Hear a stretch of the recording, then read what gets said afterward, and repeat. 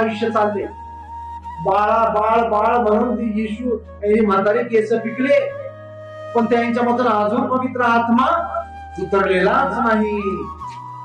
येशू आला, ज्यावेळेस आपण येशूवर विश्वास ठेवतो त्याच दिवशी परमेश्वर आपल्याला पवित्र आत्मा देतो.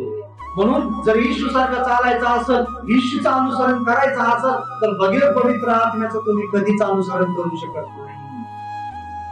पवित्र आत्मा कशासाठी देवाला दिलाय? की येशू सारखं तुम्ही बनावं. म्हणा हालेलुया. किती जणांना पवित्र आत्मा पाहिजे? येशू सारखं जर चालायचं असेल, एक चांगला मानव बनायचा असेल, मेलेल्या स्थितीमधून बाहेर या. आणि एपिस 2 मध्ये दिलेला आहे, तुमचा मेलेला आत्मा परमेश्वर जिवंत करेल. जो मानवी आत्मा पापामुळे मृत अवस्थेमध्ये आहे, त्याला ईश्वराला जिवंत करायचे. आता या नाताळा तर जिवंत करण्याचा प्रयत्न करा. जो आपला मानवी आत्मा झोपलाय, हे सोडणं होत नाही, ते सोडणं होत नाही, तंबाखू सुटत नाही, शिव्या द्यायचं सुटत नाही, व्यसन सुटत नाही, बाबा हसायला तंबाखूचं नाव.